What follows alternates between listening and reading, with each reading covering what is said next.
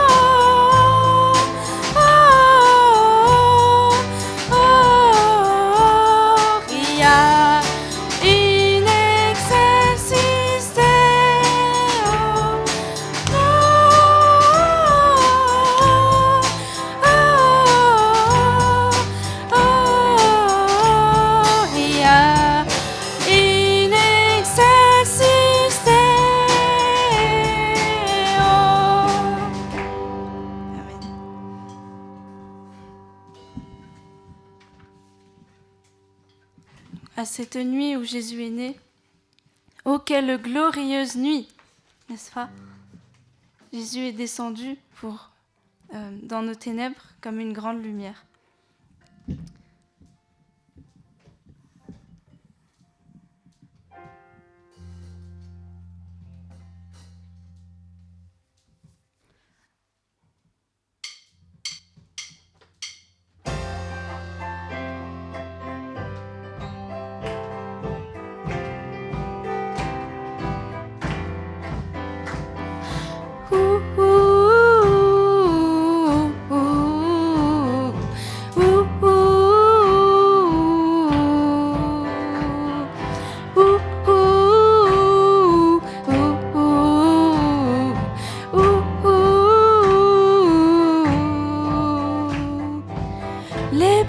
et vinrent pour voir le bébé debout près de sa mère. Voici le Sauveur dans une mangeoire. Oh, quelle glorieuse nuit! Oh, quelle glorieuse nuit! J'entends les anges chanter. Alléluia, que la terre accueille son roi. L'amour de Dieu descendit, c'est certain. Jésus-Christ est né. Jésus-Christ est né. Ouh, ouh, ouh, ouh,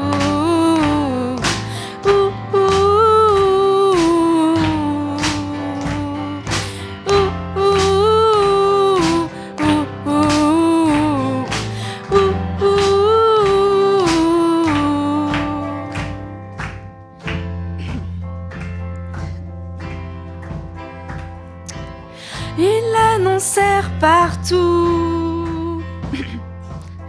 Tous se réjouirent quand ils l'apprirent, car Dieu descendit cette nuit.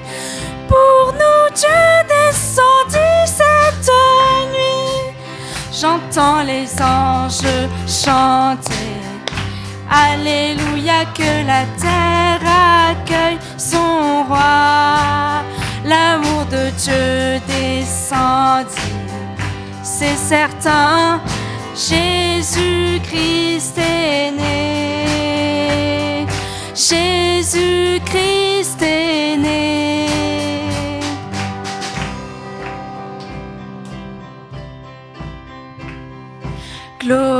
Glorieuse, glorieuse, quelle glorieuse nuit. Glorieuse, glorieuse, quelle glorieuse nuit. J'entends les anges chanter. Alléluia, que la terre accueille son roi. L'amour de Dieu descendit, c'est certain. Jésus-Christ est né. J'entends les anges chanter. Alléluia, que la terre accueille son roi. L'amour de Dieu descendit, c'est certain. Jésus-Christ est né. Jésus-Christ est né. Ouh, ouh, ouh, ouh, ouh,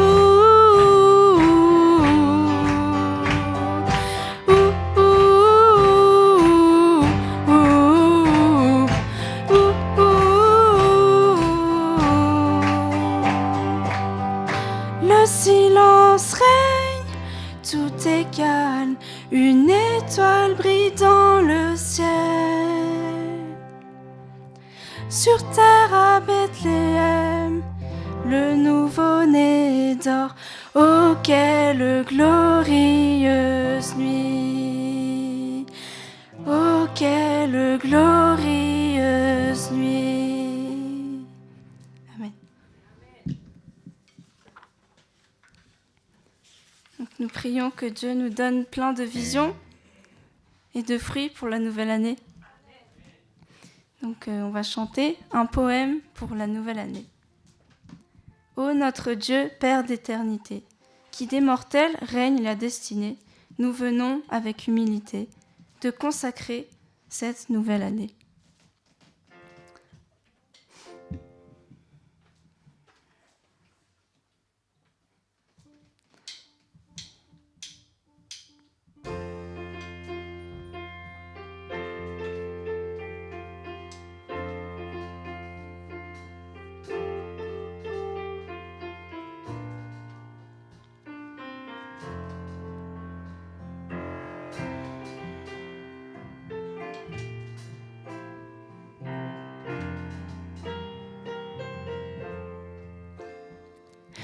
Ô notre Dieu, Père d'éternité, qui des mortels règne la destinée, nous venons avec humilité te consacrer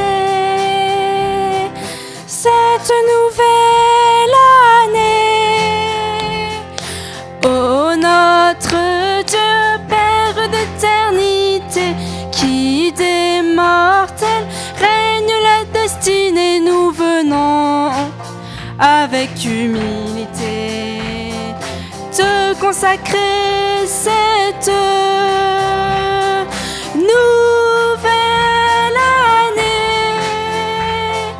Nous venons te promettre dans ce jour pour ton service une ardeur éternelle, un cœur nouveau, un plan d'un saint amour, toujours soumis, zélé, pur et fidèle. On va chanter encore. Nous venons te promettre dans ce jour pour ton service une ardeur éternelle. Répétez.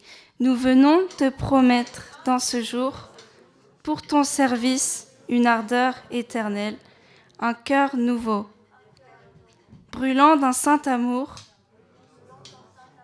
toujours soumis, zélé, pur et fidèle. Amen.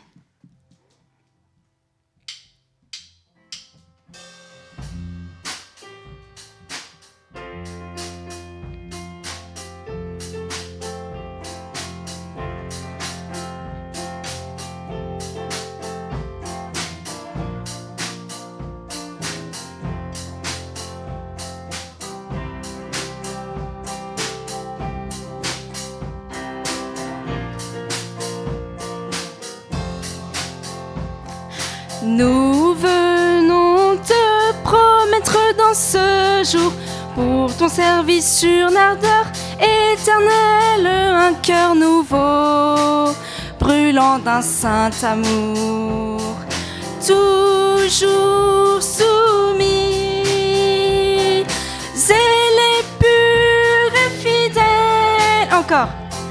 Nous venons te promettre dans ce jour pour ton service une ardeur éternelle, un cœur nouveau, brûlant d'un saint amour, toujours soumis, zélé, pur et fidèle, toujours soumis, toujours soumis, zélé, pur et fidèle. Amen. Que Dieu bénisse notre culte.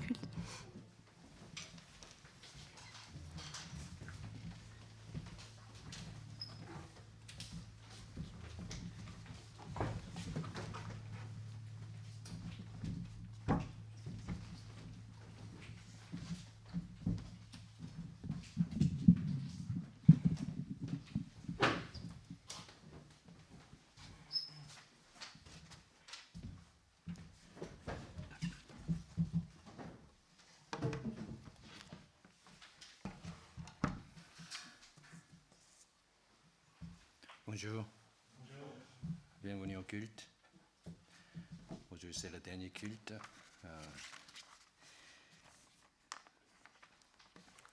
Nous allons nous lever et chanter. D'abord,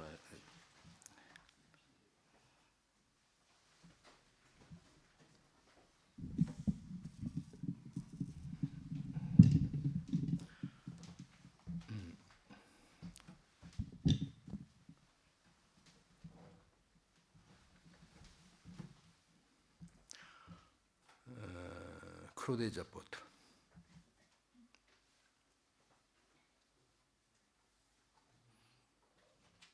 Je crois en Dieu Tout-Puissant, Créateur des ciels, de la terre, Jésus-Christ, notre Seigneur,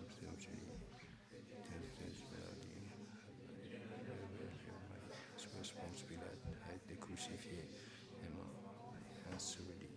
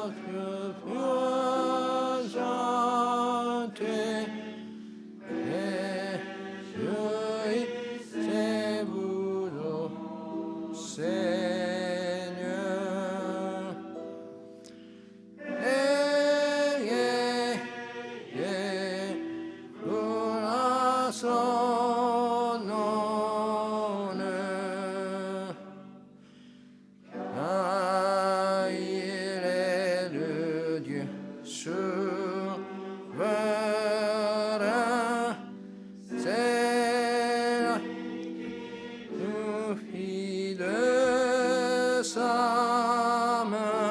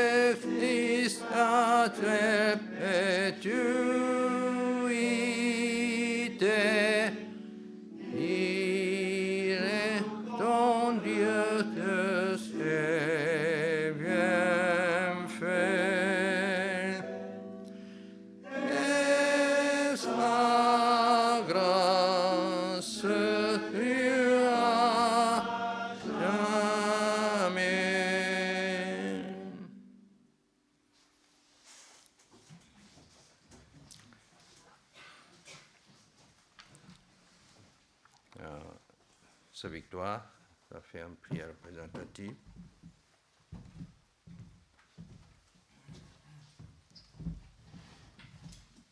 Prions. Ésaïe 9, verset 6. Renforcer la souveraineté et donner une paix sans fin au trône de David et à son royaume. L'affermir et le soutenir par le droit et par la justice, dès maintenant et à toujours. Voilà ce que fera le zèle de l'Éternel des armées. Père Céleste, nous te rendons grâce d'avoir abondamment béni ce Noël à travers le théâtre et le culte du 12 décembre. Merci Seigneur d'avoir utilisé la pièce Noël Tintamarre pour annoncer la bonne nouvelle d'une grande joie pour tous. Nous te rendons grâce que beaucoup ont reçu dans leur cœur la croix de Jésus, que les brebis et les invités puissent garder cette grâce dans leur cœur et expérimentent la pleine délivrance des liens du péché par la grande lumière de Jésus. Bénis continuellement le commencement de ton œuvre par la troupe de théâtre et que tu accordes encore d'autres occasions à Pâques pour évangéliser le cœur des Français. Remplis-nous cette année de ton zèle ardent, que ton zèle nous dévore pour que nous annoncions ton évangile sur les campus de Paris, Orsay, Nanterre et Bagneux. Bénis tous nos binômes qu'ils soient un dans le prêche et collaborent ensemble pour que de nouvelles brebis viennent dans ta maison et participent fidèlement au culte et à l'étude biblique.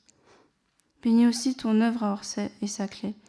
Merci Seigneur d'avoir établi ta servante, Emmanuel, pour que beaucoup d'étudiants de ce campus rencontrent Jésus par sa prière et son zèle. Donne cette année une brebis à chacun des membres d'Orsay à servir. Bénis également notre retraite au Calvinium la semaine prochaine en nous donnant la vision et le meilleur verset clé pour la nouvelle année 2022. À cette heure, sois sur notre pasteur pour prêcher ton message ce matin. Que chacun de nous puisse recevoir un mot puissant pour débuter cette nouvelle année 2022. Nous avons prié au nom de Jésus-Christ. Amen.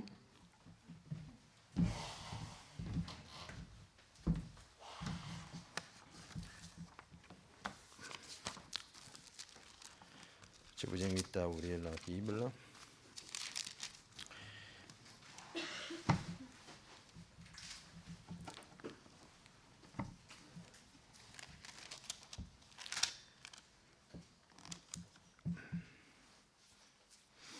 Nous allons lire le chapitre 6 et chapitre 8.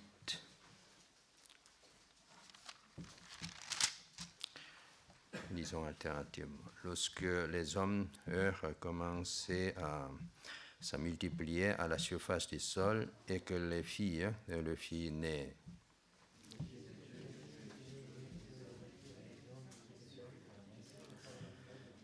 Alors l'Éternel dit, « Mon esprit ne restera pas toujours dans l'homme, car celui-ci n'est que chair, et ses jours seront 220 ans. »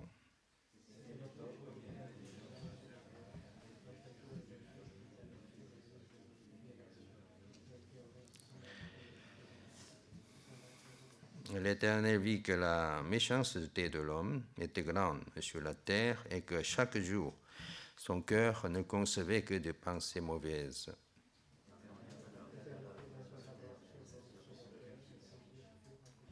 L'Éternel dit, j'effacerai de la surface du sol l'homme que j'ai créé, depuis l'homme jusqu'au bétail, aux reptiles et aux oiseaux du ciel, car je regrette de les avoir faits.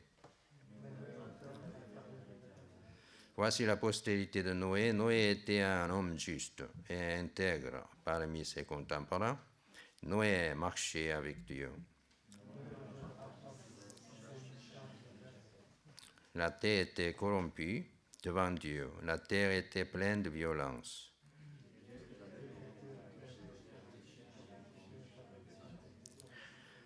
Alors Dieu dit à Noé, j'ai décidé de mettre fin à tous les êtres vivants, car la terre était pleine de violence à cause d'eux.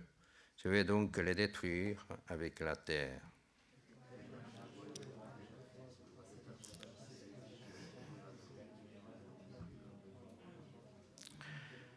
Tu la feras comme si l'arche aura 300 coudées et de longueur, 50 coudées de largeur et 30 coudées de hauteur.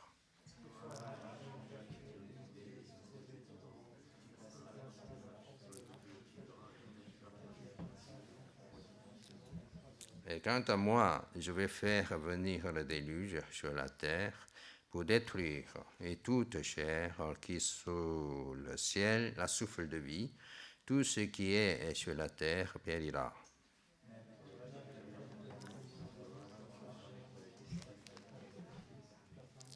Tu feras aussi entrer dans l'arche 2 animaux de chaque espèce vivante pour qu'ils survivent avec toi.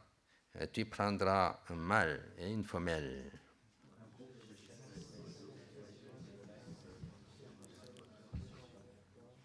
Et toi, prends de tous les aliments et que l'on mange, et fais-en des provisions auprès de toi pour que cela te serve de nourriture ainsi qu'à eux.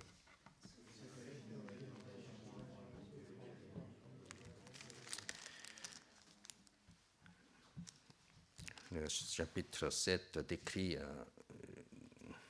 le déluge. La fin du déluge, chapitre 8. Dieu se souvint de Noé, de tous les animaux, de tout le bétail qui se trouvait avec lui et dans l'arche. Dieu fit passer un vent sur la terre et les eaux s'apaisèrent.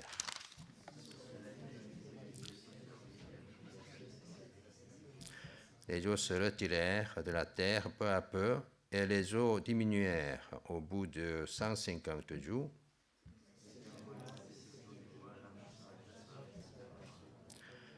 Les eaux allèrent en diminuant jusqu'au 10e mois.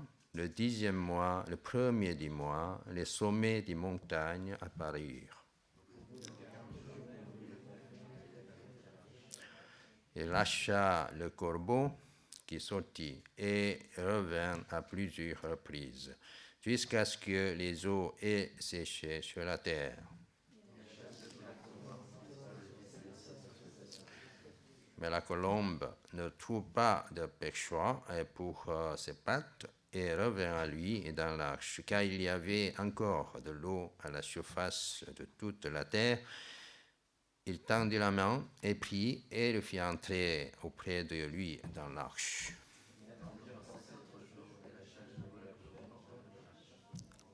La colombe revint à lui et sur le soir, elle tenait dans son bec une feuille arrachée à un olivier. Noé sut ainsi que les eaux avaient baissé sur la terre.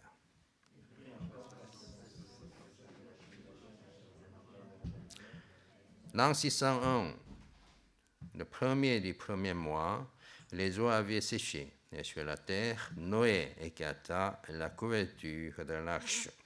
Il regarda, et voici que la surface du sol avait séché. Alors Dieu parla à Noé en ces termes: Sors de l'arche, toi, ta femme, tes filles et tes belles-filles.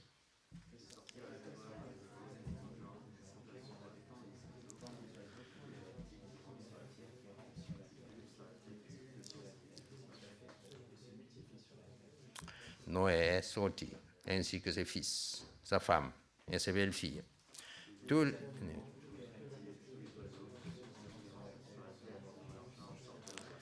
Noé bâtit un autel à l'Éternel. Il prit de toutes les bêtes pures et de tous les oiseaux purs et il offrit des holocaustes sur l'autel.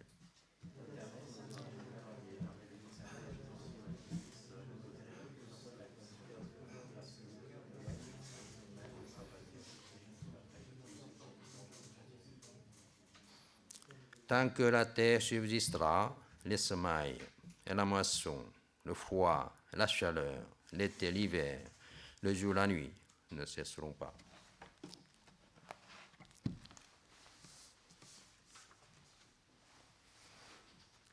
Solo piano.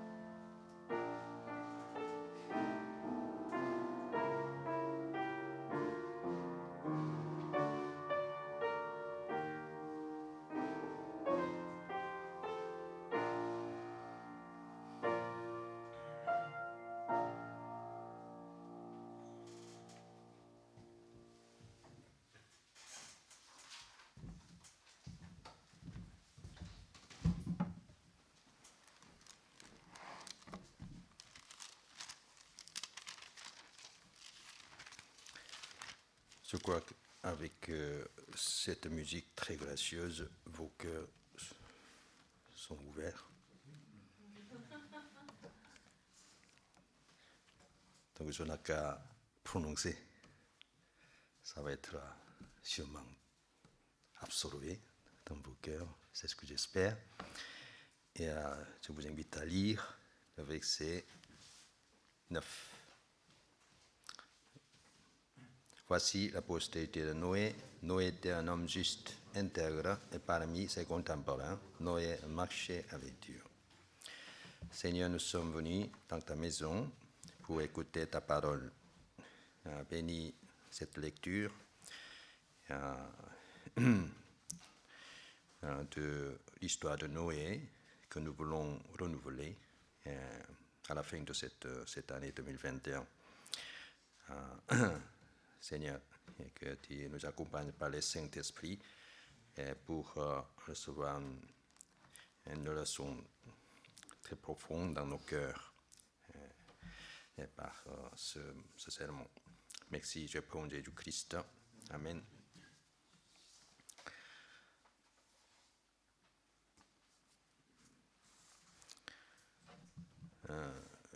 L'histoire de Noé commence par un thème important, mariage. L'histoire du mariage commence déjà depuis le commencement de l'humanité, lorsque l'Éternel Dieu a créé l'humanité. Après avoir créé de tout l'univers, Dieu a créé l'homme à son image. Et en même temps, Dieu n'a pas créé seulement un homme, mais en le voyant que ce n'est pas bon d'être seul, Dieu a créé le mariage, à travers lequel l'homme peut avoir la femme et ses enfants, selon la grande volonté de Dieu. Donc le mariage commence par le commencement de tout l'univers. Mais ce qui est singulier, vous vous souvenez, vous n'avez pas oublié, je pense, de l'histoire de ce mariage, c'est que tous les animaux ont 4 pattes, mais il y a un animal qui a 2 pattes. C'est qui? Hein? C'est l'homme. Hein? Il se balade dans le très beau jardin. Parfois, il ferme les yeux, comme tellement beau. Donc, il se balade avec ses 2 pieds-là. Il travaille, tout le temps, sans rien penser, autre chose. Donc, en ce qui concerne le mariage, il ne s'est pas baladé pour chercher qui va devenir mon vis-à-vis.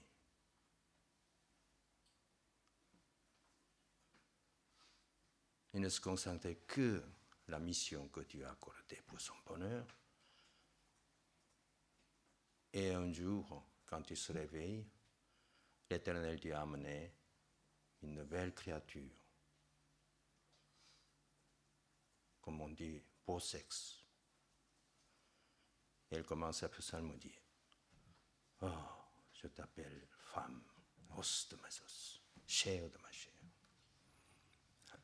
C'est le commencement du mariage. Hein? Vous avez oublié, je pense. Mais c'est le commencement du mariage, en tout cas, de toute manière. Et donc Adam dormait. Dieu enlève une côte et fait femme. Et puis l'a amené pour qu'il accouple.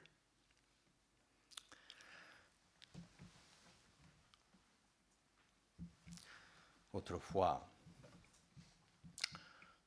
dans l'Occident. Vous vivez dans l'Occident, je pense. Beaucoup de politiques disent que l'Occident a une tradition chrétienne, racine chrétienne. Revivons-la. Soit, c'est bien. Mais autrefois, par exemple en Irlande, si on a 2 filles, on en envoie une au couvent. Au couvent. Vous comprendrez pourquoi je parle ça dès le début du message, mais en tout cas, c'était comme ça. Le temps a beaucoup changé.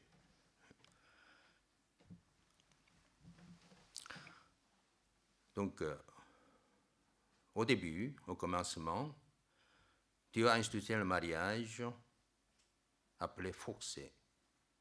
Ce qu'on appelle aujourd'hui mariage forcé. Très différent, peut-être opposé du mariage actuel de nos jours. Mariage sentimental ou sanctionnel. Mais au début, mettons dans notre cœur ce fait, et que le mariage a été institué par Dieu de façon forcée. Donc, une des filles a été forcée d'entrer au couvent.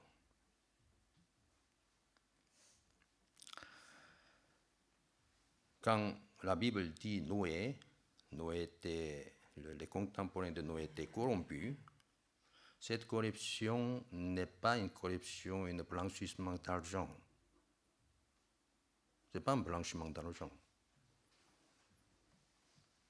Cette corruption venait de problèmes de mariage.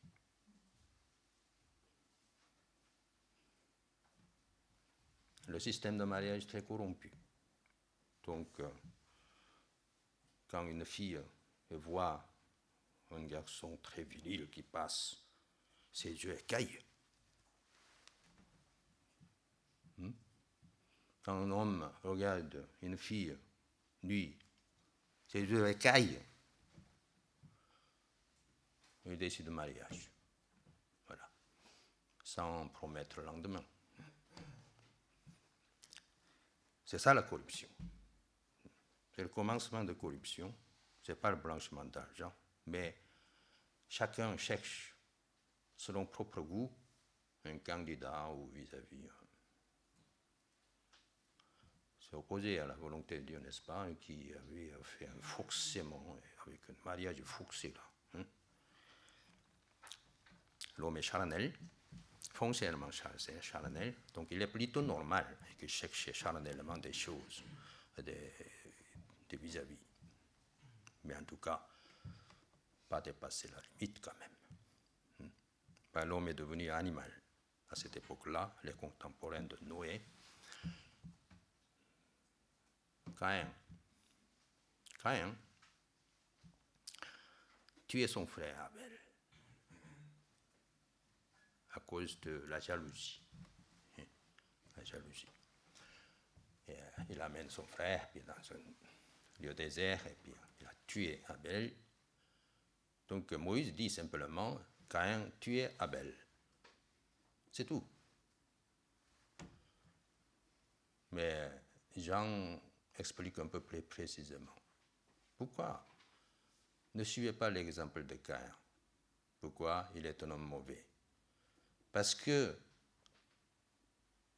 ce que son frère a fait est juste. Et il sait qu'il est mauvais, injuste. C'est la raison pour laquelle il a levé le couteau et l'a tué.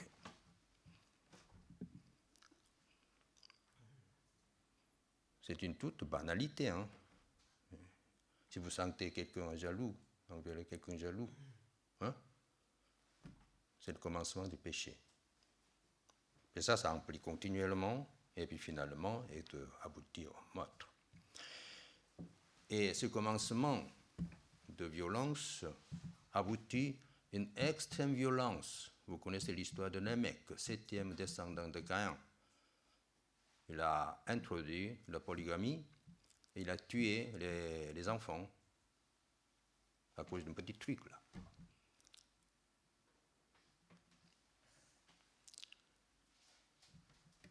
un petit commencement de corruption aboutit à une calamité. C'est là le phénomène des contemporains de Noé.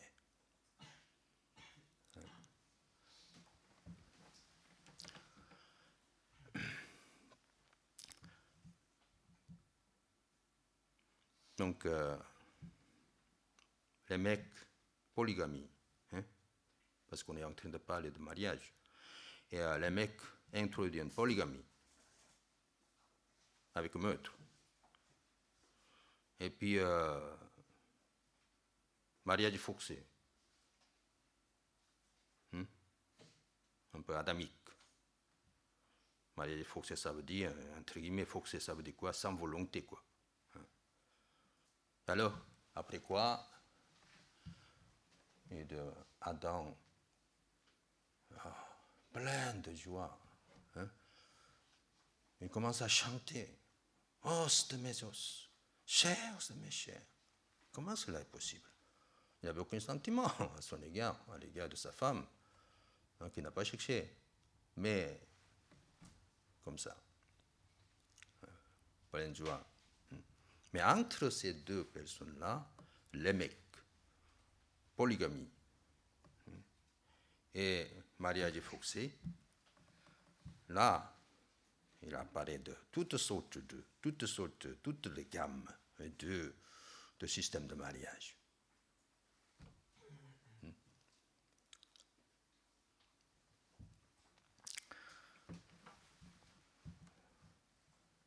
Donc, mariage d'amour, nous devons faire attention. Ce n'est pas seulement chercher quelqu'un pour son goût, ou pour son avenir, pour la sécurité, ou etc., etc. Hein? Beaucoup de calculs dans la tête, c'est possible. Mais ce mariage d'amour, il faut faire un peu de réflexion. Mariage forcé, adamique, un autre exemple, c'est Rebecca, que nous avons appris pendant le cours de jeunesse, n'est-ce pas? En tout cas, le mariage d'amour des contemporains de Noé, selon le seul critère, c'est le propre préférence ou le propre apparence, les apparences des autres. Et vraiment, c'est le commencement de corruption. Petite corruption. Agit comme le bain et finalité catastrophique. Donc il faut se prémunir, et que lorsque un mal germe et commence, on va le couper. Donc c'est un commencement de malheur. Et pourquoi malheur? Pourquoi les gens se sentent malheureux? C'est une bonne question, n'est-ce pas? Je veux être heureux, mais pourquoi je sens malheureux? Et pourquoi les gens confessent toujours que je suis malheureux, etc. La réponse est juste là, dans ce chapitre. Hein? Le verset 3, l'Éternel dit, « Mon esprit ne restera pas toujours dans l'homme. » L'état d'absence de l'esprit, c'est catastrophique, c'est malheureux, c'est terrible. Une fois le Saint-Esprit quitte le corps de l'homme, il ne reste que vide. Et l'homme est obligé de se sentir malheureux.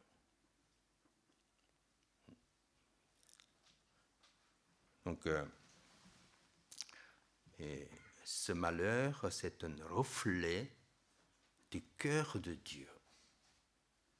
Sachons-le.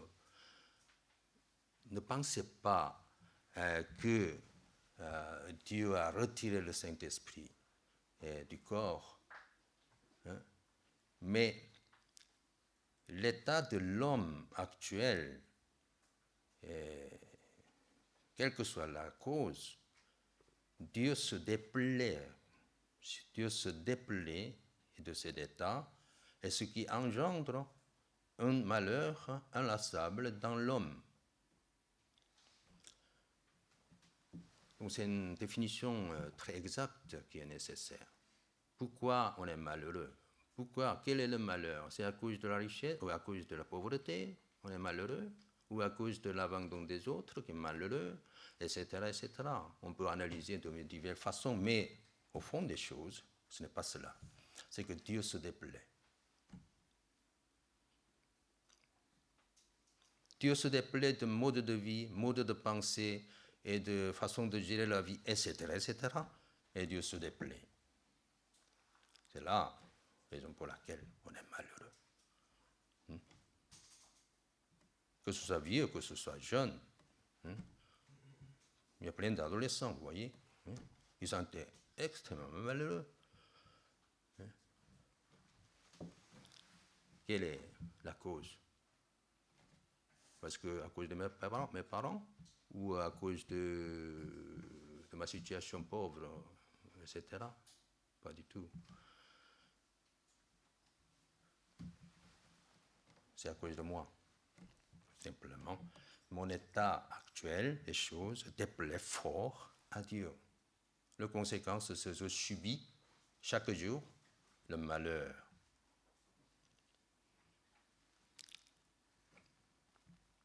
Donc tous les contemporains de Noé sentaient malheureux de ce point de vue-là.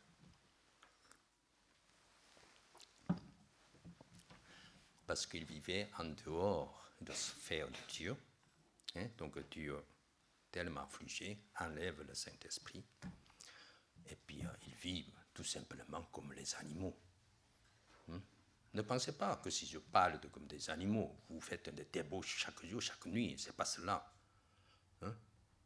C'est que vous adoptez un mode de vie charnel.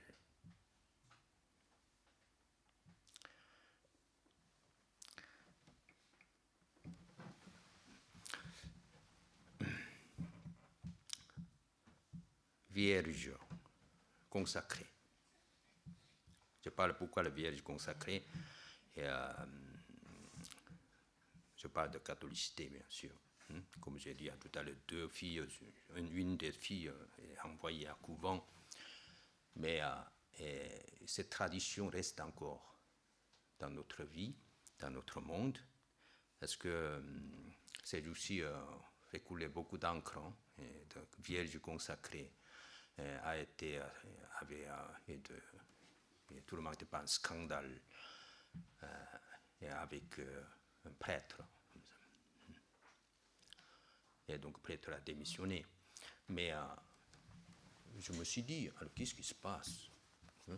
Du fait que le prêtre avait fait une promenade ou une date, comme ça, avec une vierge consacrée et qu'il doit démissionner. C'est vraiment aberrant, de médias de nos jours. Mais le problème, c'est que quand même, il y a la tradition qui reste dans le monde. De cette tradition d'envoyer une des deux filles au couvent. Donc, avec le célibat, tout ça, comme ça, et que les gens ne permettent pas de ce genre de choses. Mais je me suis dit, quand j'ai écouté cette nouvelle, on n'a qu'à citer un peu la parole de Dieu, parce que dans le Corinthiens, n'est-ce pas, Paul avait dit, je n'ai pas droit de promener avec une femme, parce qu'il critiquait aucunement, et que ce prêtre-là avait l'intention de citer un peu ce genre de choses dans la Bible, mais simplement il se défendait. Se défendait c'est pas ce genre de relation, etc., etc. Et en fait, au fin des choses, à la fin de l'analyse, c'est une autre chose. C'est que parce que ce prêtre-là n'a rien à voir avec cette femme de consacrée, vierge consacrée, parce que ce n'était pas sa brebis. Mais Paul, cette femme, c'était sa brebis. Donc il a le droit de dire, et que ce n'est pas le droit de promener avec cette femme.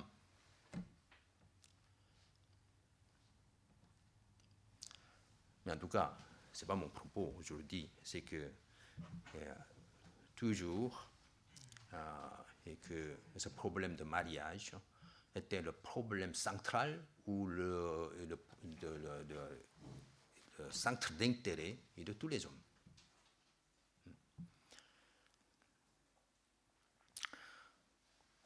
Donc, nous savons, j'ai répété plusieurs fois, quand je étudie la Bible, la Genèse, pourquoi Dieu avait permis de telle ou telle chose. Mais si nous réfléchissons profondément, par l'aide du Saint-Esprit, c'est toujours à cause de son amour envers l'homme. Donc l'esprit fondamental est de l'amour. Pourquoi Dieu a permis de l'arbre de connaissance du bien et du mal qui a défendu, ou fait chuter, etc., etc. Mais enfin, finalement, nous concluons et que c'est à cause de l'amour de Dieu pour nous. Il faut le savoir. Il ne faut jamais dire ça. Et donc c'est l'amour. C'est la raison de la création. Donc Dieu ne veut pas que nous soyons malheureux. Dieu veut que nous soyons heureux. Pourquoi Dieu a forcé l'amour? Dieu a forcé le mariage pour contraindre, pour restreindre sa liberté. Ce n'est pas sa volonté. Vous ne vous permettez pas cette voix qui se fait retentir dans votre corps peut-être. Non. Il faut repousser ce genre de voix qui est satanique. Et nous devons savoir accepter et que Dieu a fait de telles choses à cause de son amour envers nous. Et vous sentirez extrêmement heureux. Comme Adam au premier moment.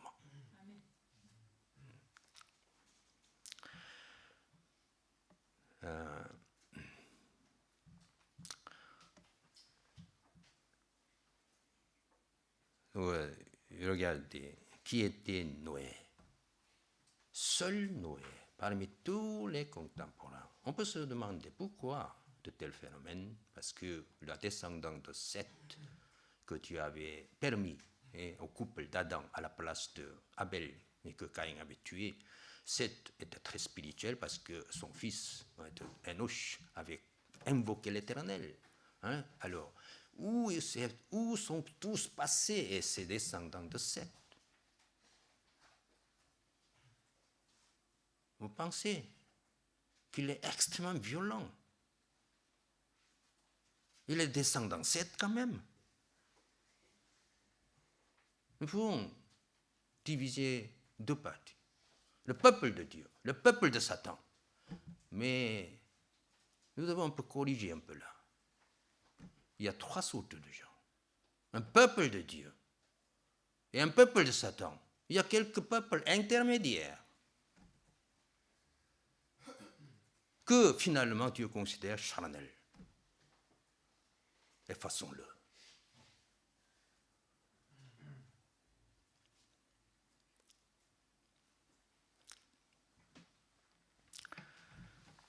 Donc Noé était le seul homme qui a obtenu la faveur de l'Éternel. Tous les restes sont censés être mauvais, charnels et dignes d'être effacés de la terre.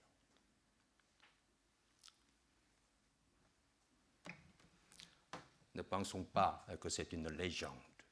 Si vous commencez à penser que c'est une légende, ce n'est pas la peine que vous m'écoutez et vous pouvez sortir de cette salle. Parce que la Bible parle la vérité et heureusement, Dieu a dit, Dieu s'est déterminé et que je ne punirai pas de cette manière aquatique.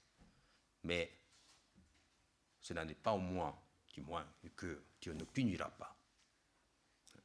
En tout cas, sous quelque forme que ce soit, le jugement doit arriver. Mais simplement, et que ce soit symbolique ou pas symbolique, peu importe, mais quand même, le jugement doit exister.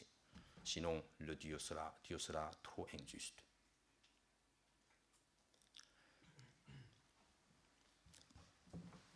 Donc, seul Noé obtient la faveur de l'Éternel. Seul Dieu obtient la faveur de l'Éternel pour sauvegarder le monde, bien sûr. avec ses 3 fils et 3 belles-filles. Sa belle-fille et puis sa femme. Ces 3 belles-filles sont les femmes les plus sages de s'être mariées avec les hommes de foi, Sem, Sam, Japheth.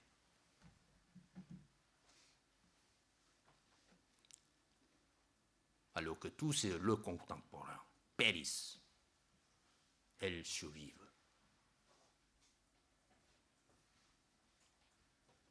Si elles sont charnelles, si elles étaient charnelles,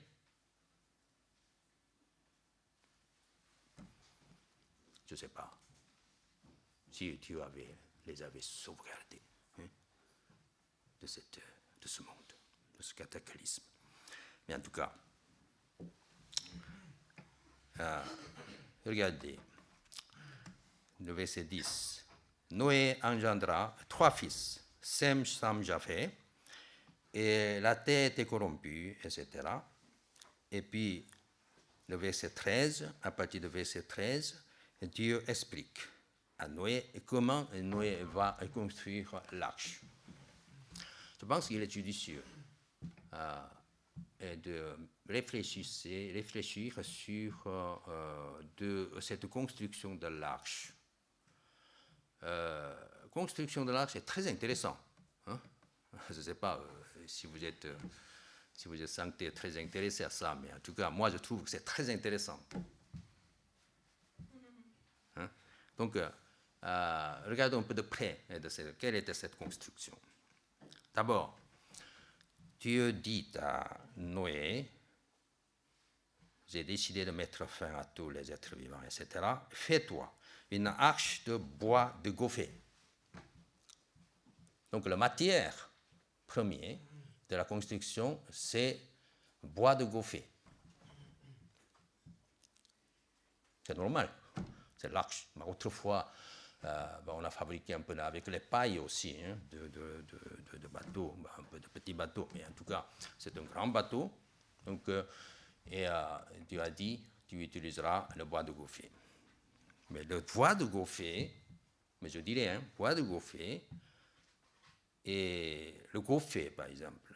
Hein, qu'est-ce que ça veut dire, gopher? Dans le commentaire de Bible Thompson, il est marqué ici, gopher est un mot hébreu dont on ne connaît pas le sens. Qu'est-ce que ça veut dire? Pourquoi Dieu ne précise pas ce bois, que ce soit chêne ou que ce soit peu importe, hein? Mais en tout cas, Dieu dit simplement, c'est ce qu'on appelle hapax. Hapax, ça veut dire, un mot apparaît une seule fois, que ce soit dans le livre, dans la Bible, ou que ce soit dans d'autres livres, et puis il n'apparaît plus. Hein? Seulement une fois qu'il est dit. Mais bois de gopher, on ne sait pas le sens. Mais Dieu utilise ce mot bois de gopher. Pourquoi? D'après vous?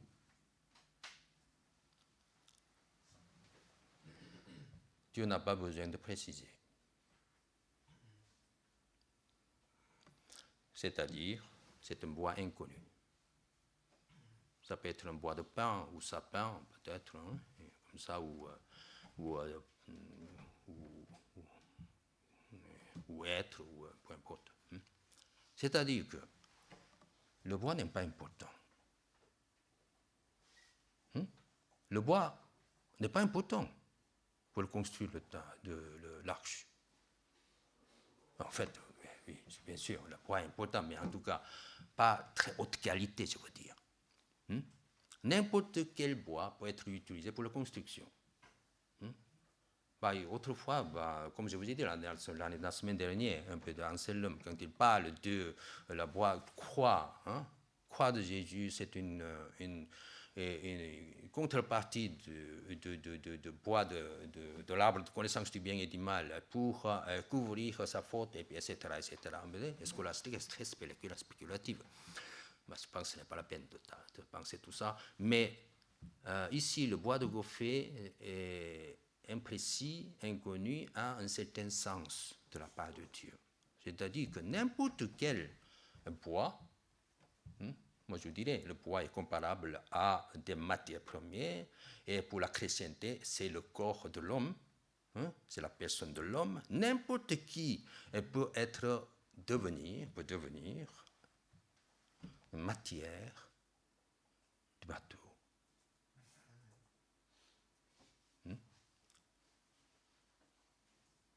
L'important, ce n'est pas le bois. L'important, c'est l'enduit. Si vous enduisez mal le bateau, ça écroule. Tout de suite écroule. Ça pourrit et s'écroule. Et donc, l'Éternel de Dieu continue. Tu le couvriras. Tu fais la cellule. Et puis tu le fais couvrir d'un enduit, en dedans et en dehors. Donc l'enduit est très important. L'enduit. L'enduit peut être un bitume ou goudron, etc. Mais l'enduit,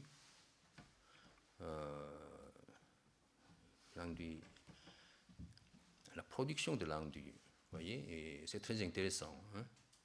Il y a une étude d'un cabinet et une étude de société historique, archéologique qui se trouve à Arcachon.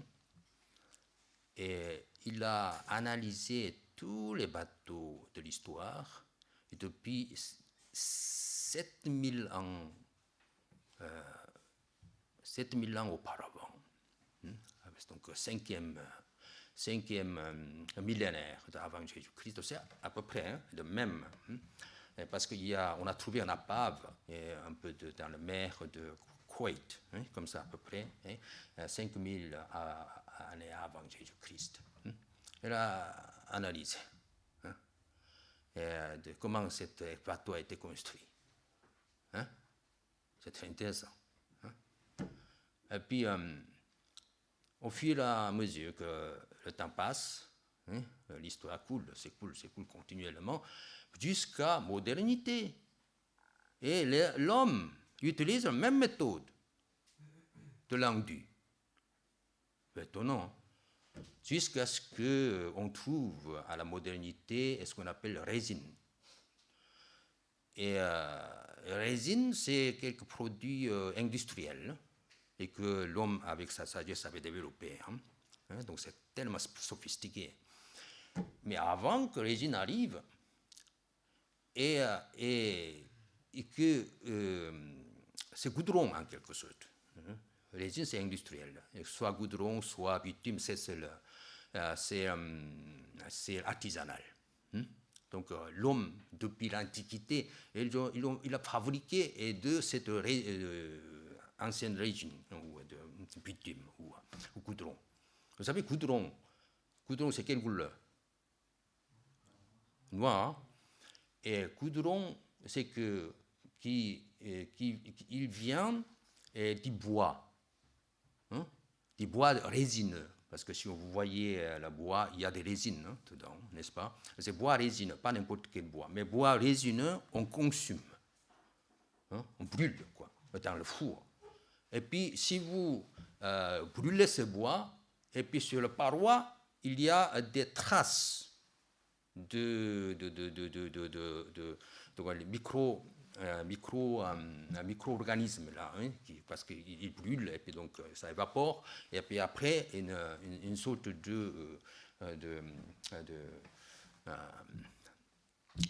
couche de micro-organiques sur la paroi de four. Et on ramasse ça. Et ça devient goudron. Ça devient goudron.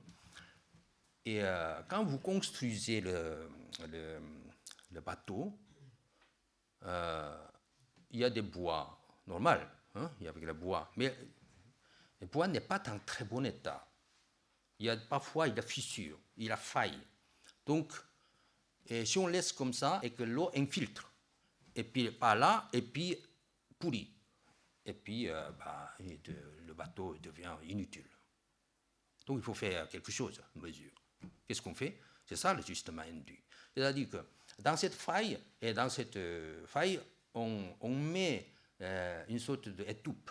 Vous voyez, étoupe, c'est un tissu très, très gras, et comme ça, et comme ça, avec le marteau là, et comme ça, il tape de cette étoupe sur cette paille-là, sur cette faille, et remplit ça. Et puis au-dessus, on enduit. On enduit. Donc, c'est un travail très laborieux. Donc, ainsi que le goudron qu'on ramasse dans le four et on l'applique. Et victime, c'est plutôt victime, vous voyez, victime dans l'histoire d'Abraham, ça apparaît, c'est victime, ça vient de l'huile. Et donc là, goudron, ça vient de bois résineux, comme je vous ai dit, comme ça.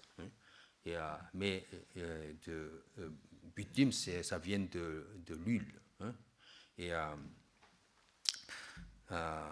donc je pense que l'huile est solidifiée, l'huile solidifiée, coagulée en quelque sorte, et ça devient de bitume. Mais en tout cas, on utilise ces produits artisanaux, et soit bitume, soit goudron, et de l'Antiquité jusqu'au très récemment, au XIXe siècle, comme ça, et qu'on a utilisé. C'est aussi, on utilise la résine industrielle. En tout cas, ce que je voulais dire, c'est que n'importe quel bois peut être utilisé pour la construction du bateau. Mais seulement l'important, c'est la résine. Quelle résine? Bitume, goudron, quel bitume? Et qu'on utilise. Avec cela, c'est une opération très, très importante. Donc, Dieu dit, tu enduis et tu couvriras d'un enduit en dedans et en dedans. En termes marines, c'est ce qu'on appelle de calfatage. Calfatage. Enduire le mur de bateau. Ça s'appelle calfatage.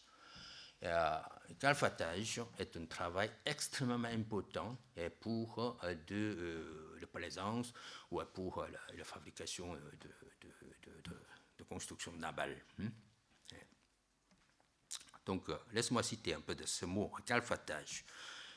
Une opération qui consiste à refouler au moyen d'un outil spécial nommé fer de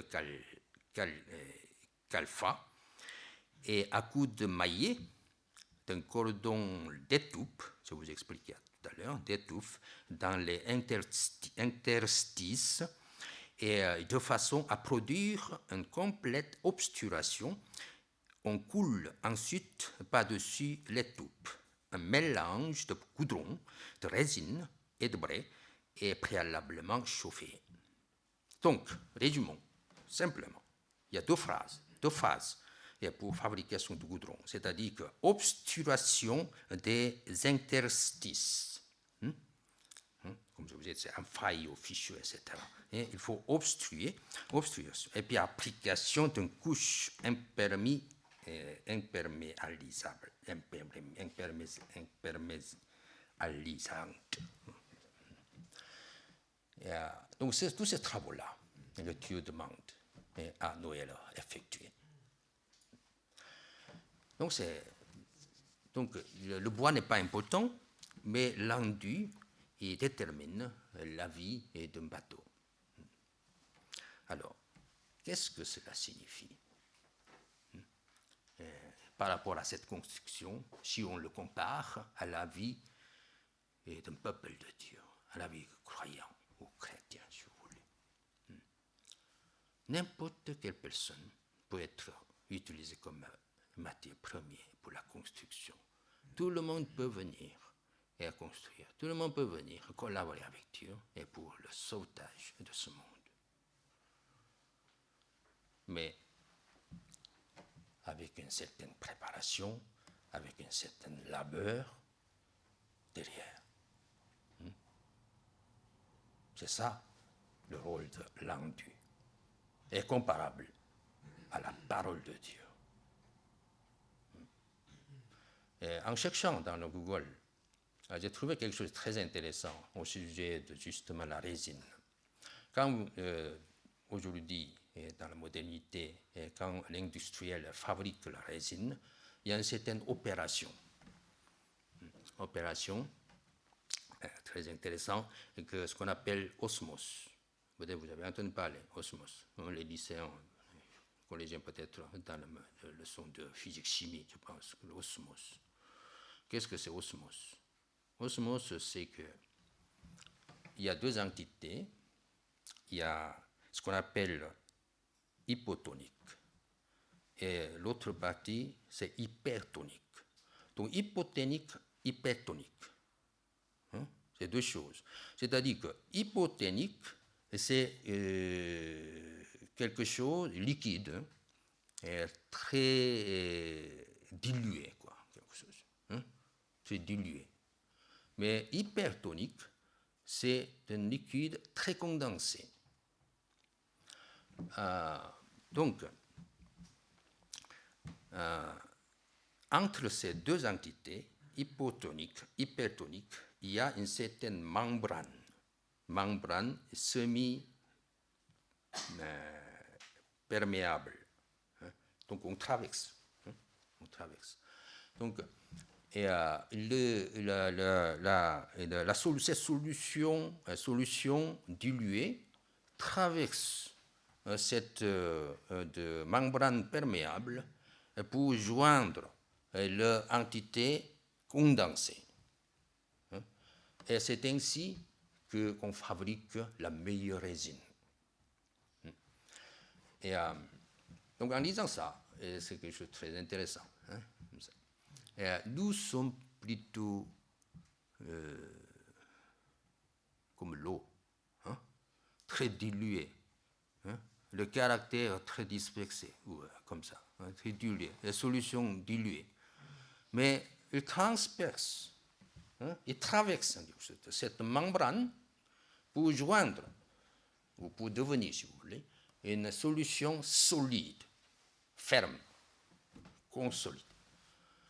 C'est là une scène de changement total de caractère, changement total de paradigme. Et c'est ainsi que la conséquence, un excellent produit et de résine. Cette opération s'appelle osmose. Donc, avec ce produit-là, on pas padine, mais en tout cas enduit, comme ça, et le bateau devient inébranlable. L'enduit a ce rôle et de protéger et tous les eaux de mer. Voilà le sel, vous voyez, le sel est vraiment très attaquant. Donc il veut cet enduit et veut protéger tous les de mer des eaux, les eaux de mer. En même temps, il protège tous les micro-organismes qui peuvent se produire sur le bois. Quand vous vivez la chrétienté, il y a ces deux choses. Les extérieurs. C'est pour ça que tu enduiras en dedans et en dehors. Quelqu'un se dit, pourquoi en dedans? Ce n'est pas la peine. En dehors, ça suffit. N'est-ce pas? Et pour les constructeurs marins, en général, on fait seulement dehors. Pourquoi dedans?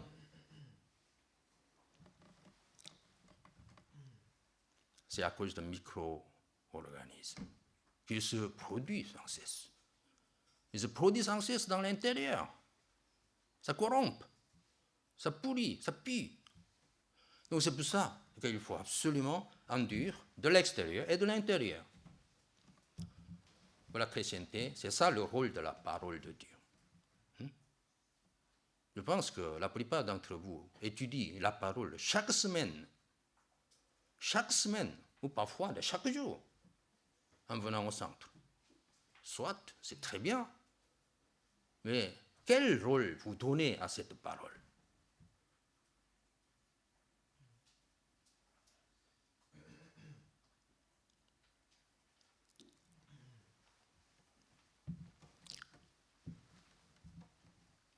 Nous devons transformer. Nous devons utiliser cet excellent outil divin, la parole de Dieu, pour transformer notre vie, notre personne.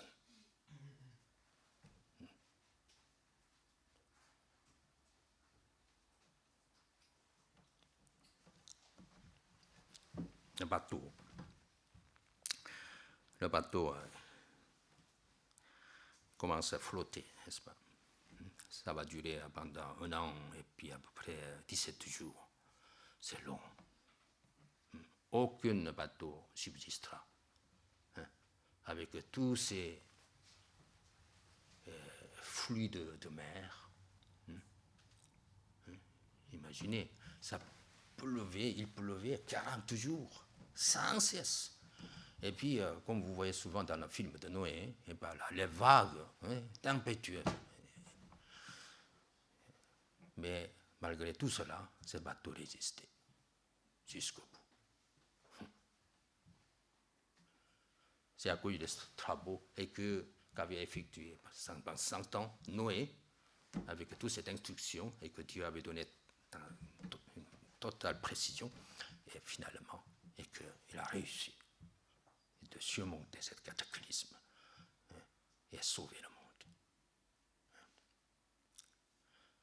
Si vous voulez vraiment sauver le monde, si vous voulez devenir un acteur de grand rôle pour le sauvetage de ce monde-là, vous devez au moins ce travail. Votre intérieur, au début, peu importe. Certaines sont assez fragiles à cause de héréditaire, c'est possible, ou à cause de la circonstance de l'enfance, c'est possible aussi, mais peu importe. L'important, c'est actuel, c'est maintenant.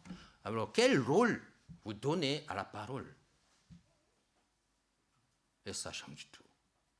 Ça va changer tout.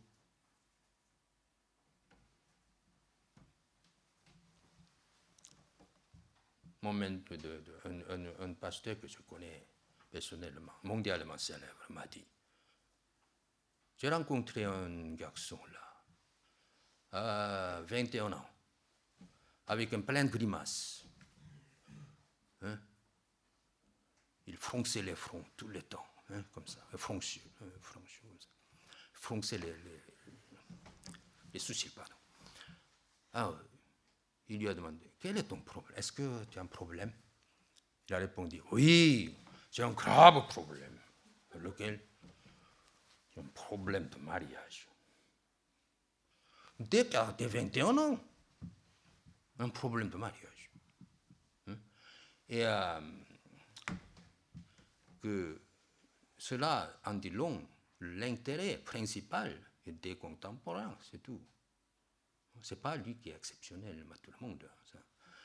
C'est que il y a vraiment le centre d'intérêt de ce garçon était ça.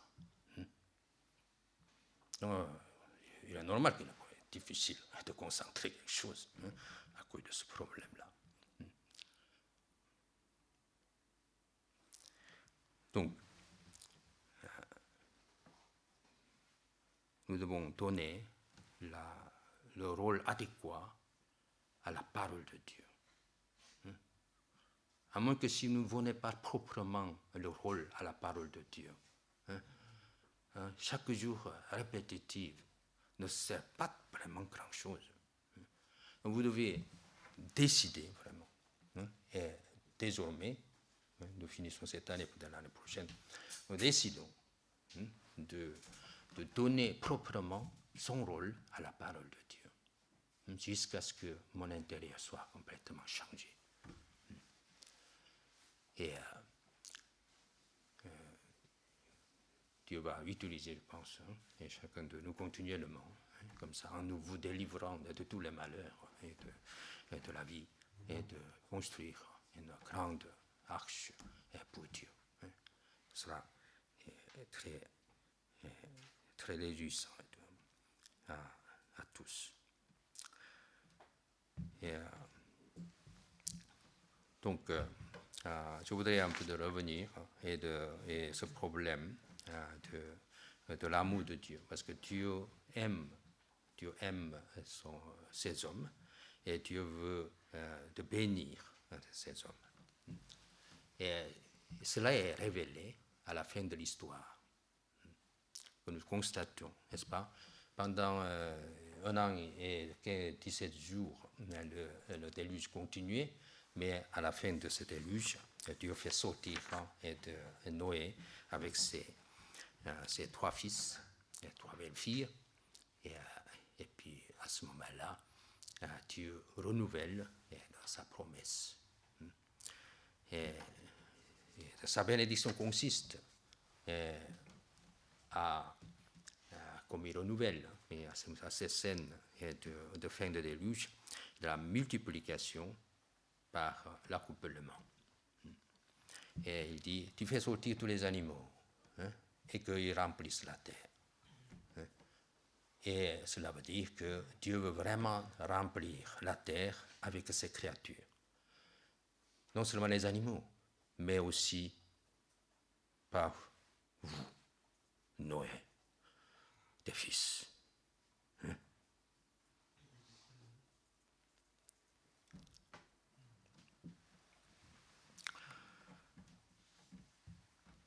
Il est inutile. On a beau de calculer de tous les années, là, les nombres d'années, et pour ces chiffres, presque 1000 ans comme ça, 900 ans, parfois 800 ans, comme ça. On ajoute ça et tout ça, et pour avoir quelques résultats intelligents. C'est possible. Mais seulement, je voudrais retenir seulement votre attention une chose. C'est très intéressant, écoutez-le. Parce que si nous voyons de la généalogie de Seth, la plupart des gens enfantent à l'âge de entre 40 et 100 ans. Le premier fils arrive entre ces âges-là. Sauf Noé. Noé est stérile. Noé n'a pas d'enfant jusqu'à 500 ans. Vous voyez? Peut-être vous n'avez pas remarqué comme ça. Mais c'est remarqué comme ça. C'est-à-dire que Dieu avait une volonté. Si par exemple, Sem Sam Japheth était né à peu près 40 ans de Noé, alors lorsque le déluge arrive, ils seront à quel âge? 500 ans ou 400 ans, ils n'ont plus d'enfants. Donc l'Éternel Dieu a tout organisé déjà. Et à 500 ans, aux alentours, et puis Dieu a donné 3 fils, Sem, Sam, Japheth, pour que le monde survive par une multiplication des enfants. Et Sem, Sam, Japheth, Sem, on dit, en général, un peu les savants bibliques, ils sont partis vers l'Est pour être asiatiques. Et puis Sam est vers l'Afrique, et aussi Japheth est vers l'Europe, etc. Mais en tout cas, et que Dieu répand par ses descendants toute la terre. C'était sa volonté, qu'il veut maintenant renouveler après le déluge. Et donc, Dieu dit à Noé, fais sortir tous les animaux et le fait multiplier sur la terre.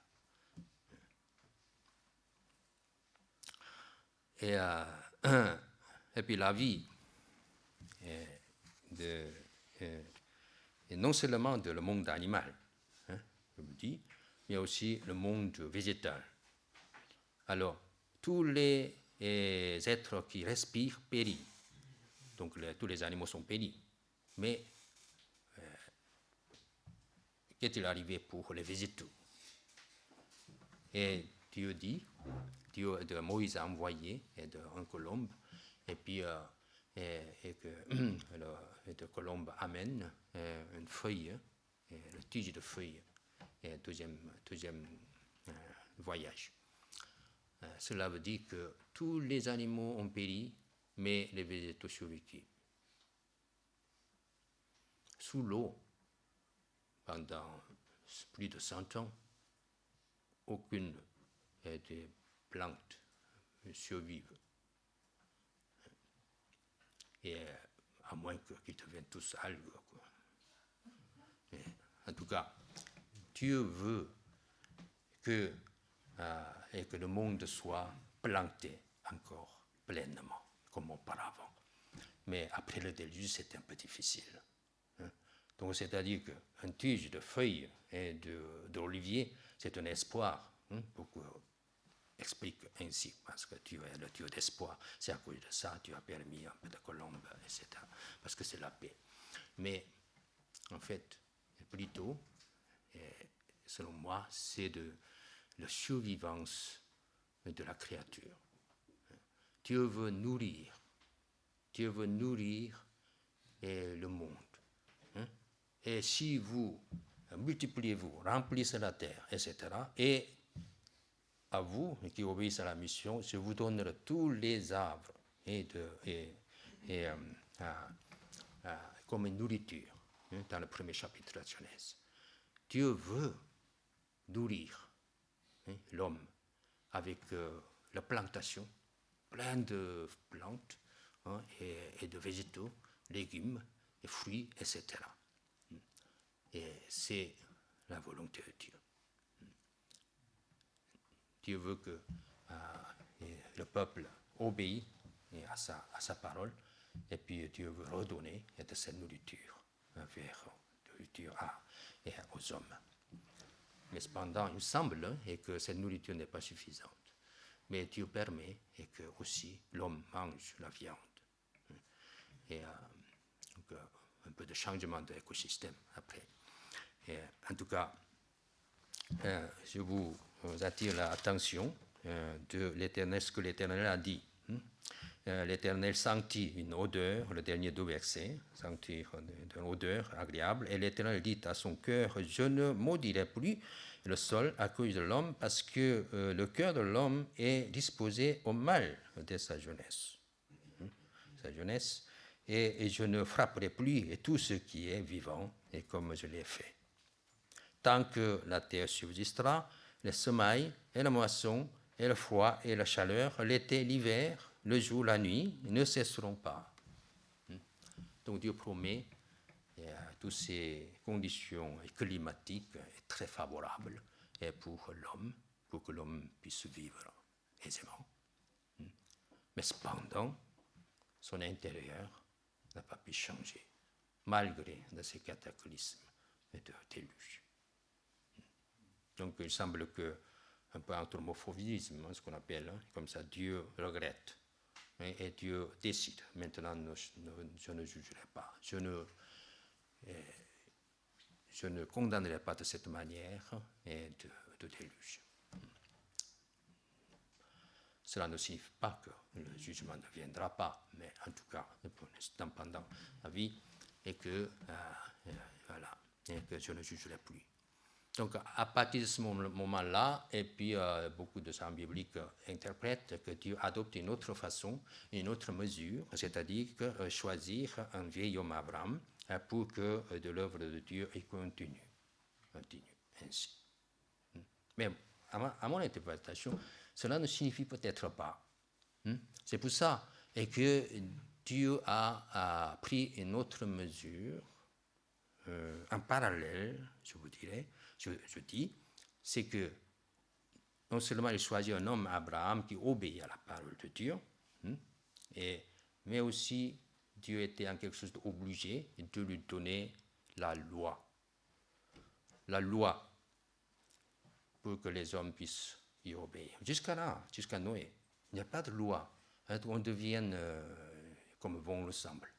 Il agit comme bon le semble. Mais Dieu a décidé maintenant de donner la loi pour que les hommes puissent, d'une manière ou d'une autre, bon gré mal gré, obéissent. Et pour qu'ils puissent sentir. Et que si je n'obéis pas, je meurs. Donc, d'une part, Dieu a donné la loi sur le monde de Sinaï par Moïse, et que cette loi a beaucoup d'influence dans le monde païen aussi, comme à Hammurabi par exemple, et qu'il a fait beaucoup de lois, etc. Jusqu'à Napoléon, je crois. Toutes les lois sont inspirées par un certain sentiment de justice. Et donc, Dieu donne cette loi de Sinaï. Et en même temps, Dieu a donné la conscience. Conscience. Et Dieu a dit, je ferai un arc-en-ciel, parce que si les gens peuvent le voir, et puis ils auraient beaucoup de peur de ce déluge. Donc maintenant, je ne le jugerai pas. Et donc je fais un arc-en-ciel pour qu'il soit consolé.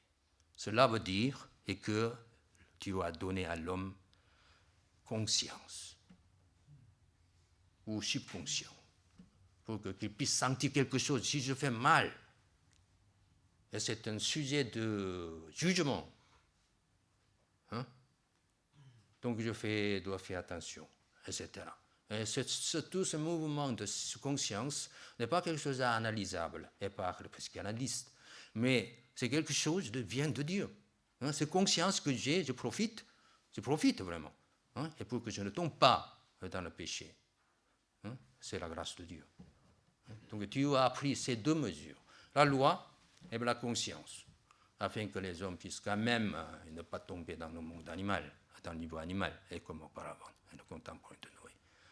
Et comme ça, Dieu continue de travailler dans l'histoire pour venir jusqu'ici.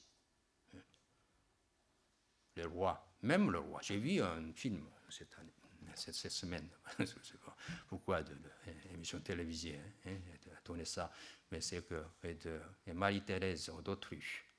Marie-Thérèse d'Autriche est une impératrice de la maison d'Habsbourg. Jusqu'au 19e siècle, 18e siècle, et de la maison d'Habsbourg, c'est vraiment un gigantesque empire. Mais 1713, et qu'il y a ce qu'on appelle, sanction, pragmatique sanction. Et pragmatique sanction, c'est quoi? C'est-à-dire qu'il y a de Léopold, l'empereur Léopold, et comme ça, 17e siècle, à la fin du 17e siècle. Et là, il a un enfant, il n'a pas d'enfant.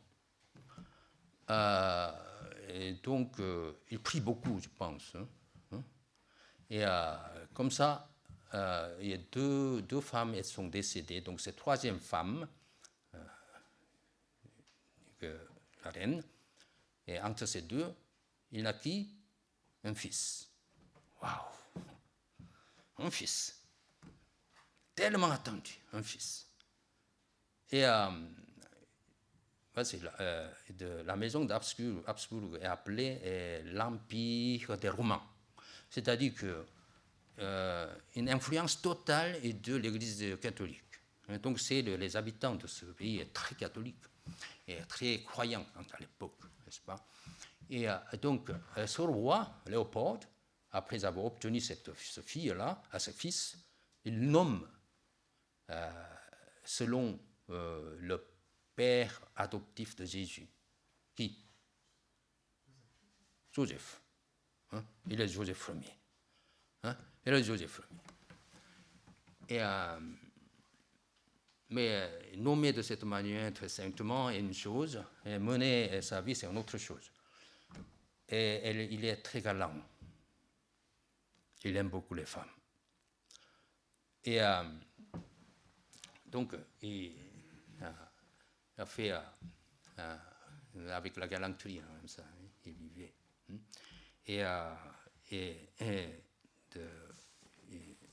Donc, je pense que étudier un peu de l'histoire, c'est très intéressant, n'est-ce pas? Donc, c'est pour ça qu'on peut. je parle. Donc, et en tout cas, je dis ça.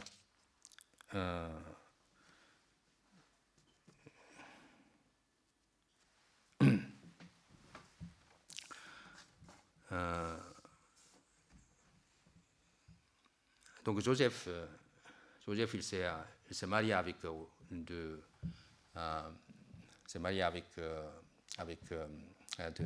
Marie-Thérèse d'Autriche. Hein, s'est marié. Mais entre ces deux, non, Joseph est une premier-né, et puis le deuxième fils. C'est le deuxième fils qui s'appelle de Charles VI. Et avec Charles VI, s'est marié avec Marie-Thérèse d'Autriche. Mais que Joseph avait avait trois enfants, et 2 filles et un fils. Et un fils meurt à l'âge d'1 an. Donc il y a 2 filles seulement qui restent. Mais son cadet est de Charles VI. Il s'est marié avec Autriche, avec Marie-Thérèse d'Autriche. Et là,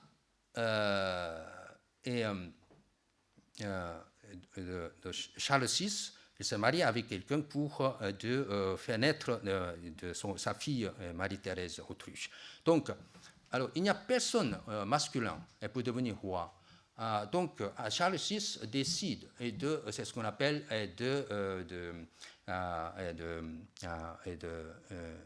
je vous ai dit tout à l'heure, j'ai oublié, hein, c'est le constat comme ça, et que je dis voilà, pragmatique, hein, sanction, voilà, notre historien, Paul Stenier, pragmatique sanction, c'est-à-dire que par lequel même les filles peuvent devenir rois. Donc, Marie-Thérèse d'Autriche est devenue reine, impératrice. Mais Marie-Thérèse, impératrice, elle s'est mariée avec un roi qui s'appelle François Ier, et il a engendré 16 enfants. 16 enfants, dont 11 sont filles. Donc 5 fils. Donc parmi les fils, il y a un Joseph II. En tout cas, pendant longtemps, et qu'il y a des luttes pour lutte successorielle, parce que à cause de filles, parce que normalement, si le mâle n'existe pas, Charles VI doit céder la royauté à la fille de son aîné et de Joseph et de sa nièce, quoi. Mais il a dit, moi je suis roi, et donc je voudrais faire de ma fille, de Marie-Thérèse d'Autriche, le roi, etc. Il est devenu riche. Mais pendant son éducation, parce que c'était très sévère cette éducation, et je parle un peu de film, hein, comme ça, et un peu de là, et que Marie-Thérèse d'Autriche, il doit mémoriser tous les chiffres d'années et de l'événement historique. Hein? Nuit et jour, il doit mémoriser ça. Hein? Il doit mémoriser quelle année, quel événement, quelle année, quel événement. Alors, chaque jour, chaque nuit, il doit mémoriser. Hein? Et son précepteur enseigne toujours ça. Hein? Que si, mais un jour, le roi a remarqué et qu'il mémorise mal. Et alors, il criait, je t'envoie au couvent.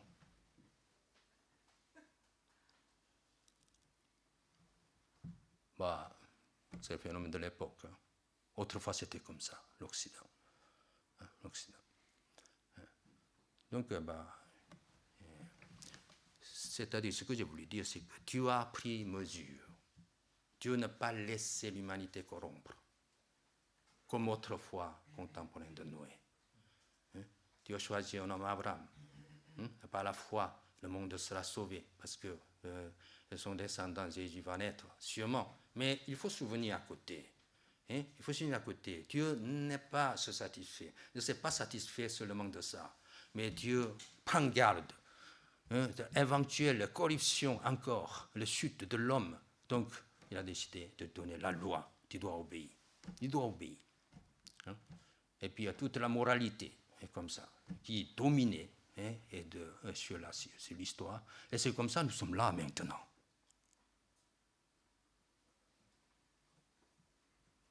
Nous ne sommes pas maintenant là parce que Dieu m'a sauvé, Jésus m'a sauvé. Seulement pas ça, pas seulement ça. Il y a l'austérité, il y a le légalisme, tout ça, qui ont été dominés, qui a dominé le monde, et ce qui est d'ailleurs, et c'est de la mesure de Dieu. Sinon, nous serons automatiquement corrompus, et nous serons déjà devenus le centre de jugement. Donc, nous avons réfléchi à quelle était la matière de construction, quelle était la façon de construction qui est très très important et par rapport à notre chrétienté que nous menons chaque jour. Et aussi d'où venaient tous ces problèmes-là. Donc, en concluant cette année, et que je souhaite que chacun réfléchisse un peu sur cette parole, et que je crois que ce mot de Noé est très important, et que ce mot est adéquat pour conclure notre année, mais je crois que ça aussi, ça peut devenir une parole pour ouvrir une nouvelle année. Nous devons continuer à construire le bateau. Lisons le verset 6, chapitre 6, verset 9. Voici la postérité de Noé. Noé était un homme juste.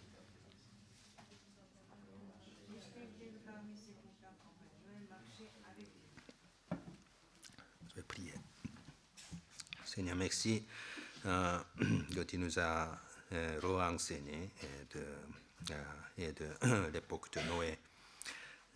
Noé était un homme intègre et juste qui construit un grand bateau pendant 100 ans et selon l'instruction de Dieu. Seigneur, aide-nous à aussi bien construire de ces bateaux pour que beaucoup d'âmes dans ce monde qui meurent et soient réfugiés à ce bateau et qu'ils soient sauvés. Seigneur, merci beaucoup. Je prie en Jésus-Christ. Amen.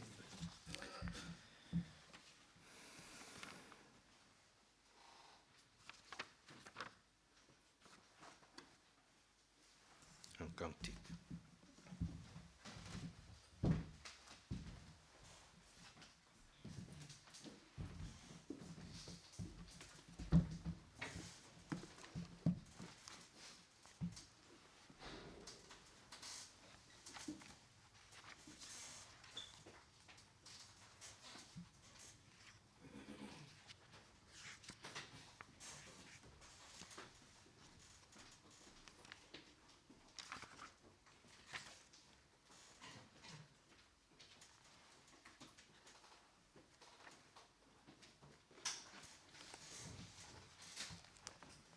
Le cantique n'est pas désigné, je ne sais pas quel numéro.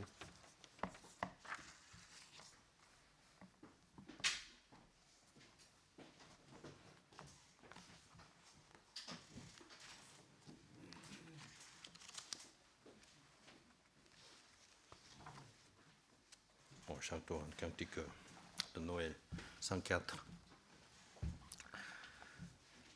Salut, blanche étoile, au priori. Tu peux jouer s'il te plaît. Et on s'envoile splendide de Noël. Venez, tendre enfance, qu'un chant d'espérance. Venez, tendre enfance, qu'un chant d'espérance. silence de vos que s'élance jusqu'à l'éternel.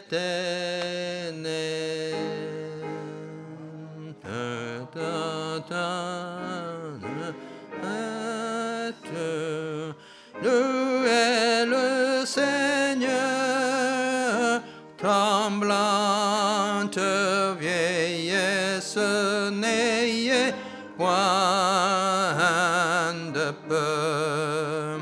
Dieu même au mystère se fait notre frère.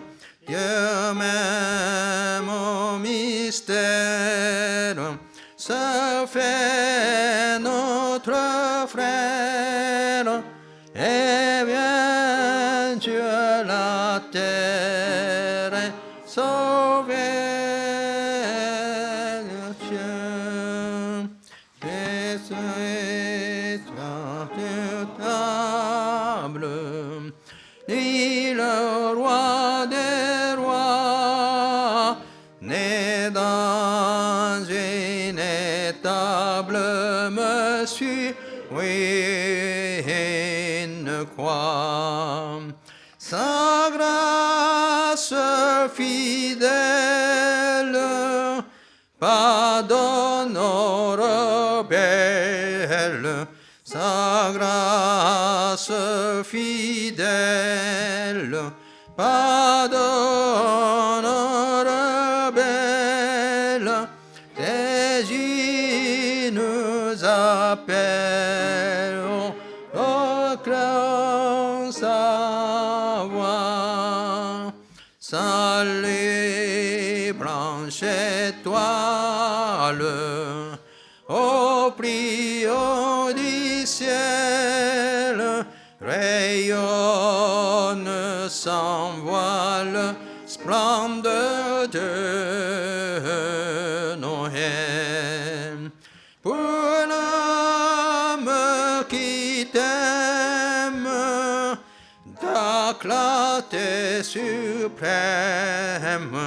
Pour l'âme qui t'aime, ta clarté suprême est le doux emblème du jour éternel. C'est le temps d'offrande.